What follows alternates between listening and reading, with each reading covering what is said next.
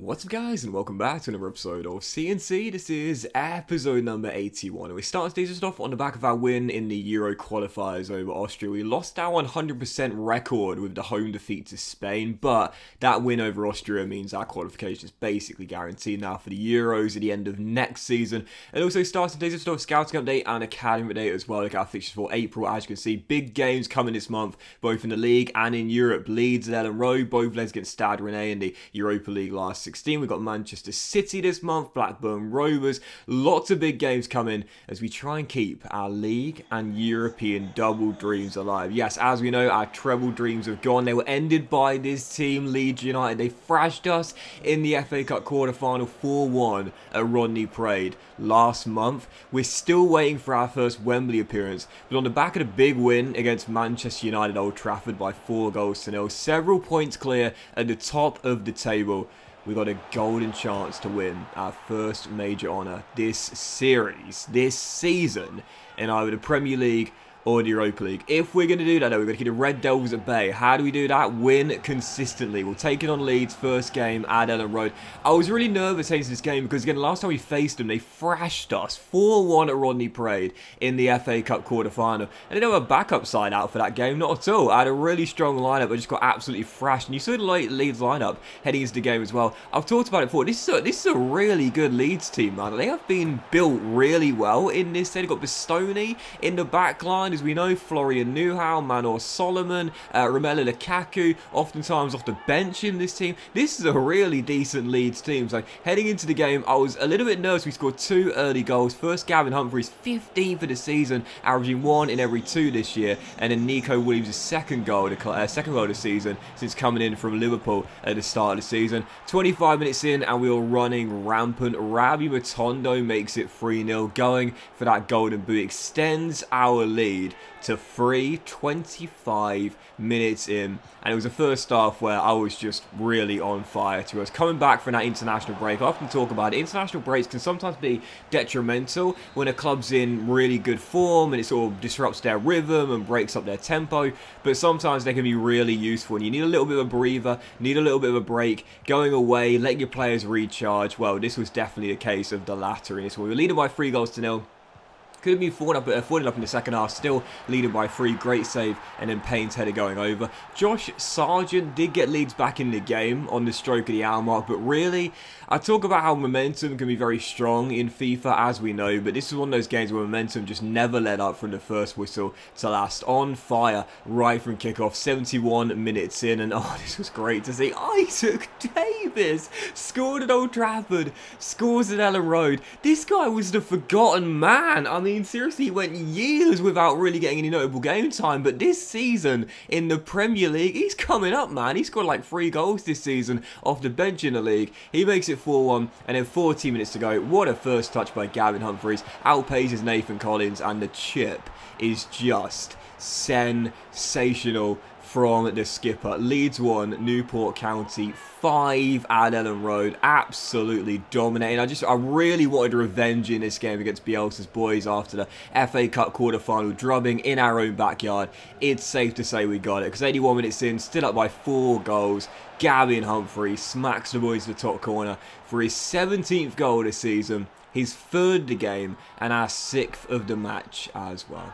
Leeds 1, Newport County 6. And it's safe to say I got my revenge in this game. Yep, Super Gav with a hat-trick, 2nd of the season at club level for Mr. Gavin Humphreys. 6-1 the final score, and that is exactly what I wanted. I thought this was going to be a really, really tough game, man. These guys have got such a great team in the game. It's so rare for an AI team to be built as well as this Leeds side is. I mean, come on, man. Like, we all play career mode. We know how unrealistic the transfer market can be. We know how sometimes teams are just built really poorly and managed really poorly, but to see a team like Leeds in this save who have actually been built really well, it's quite rare, but it's good. You know, it's good. They've got their own kind of identity, you know. And taking them on in that game there after we got thrashed by them 4-1 in the FA quarter-final, that is a heck of a response, man. 6-1, one of our biggest wins of the series. Gotta say, I was chuffed with that one. So, following game, heading to France, Stade Rennais Europa League quarter-final. They're in 4th place right now in Ligue 1, having a really good season in the French top tier. That's why they're here in the last 8 of the Europa League. But heading into this game, I talked about it when the draw was made. I didn't think this would be easy. We got past Hertha Berlin in the last 16 really comfortably. I thought this might be a bit of a tougher game. They've got a decent team, some good players. Javi Ontiveros and Zubamendi, the Spaniards, linked up for the first goal 17 minutes in. But I still did think we'd be favourites. So we fell behind inside the first 20 minutes. I was thinking, alright, okay, my defence at times, as I know, is really, really poor. But we scored 4 at Old Trafford. We put 6 past Leeds at Ellen Road.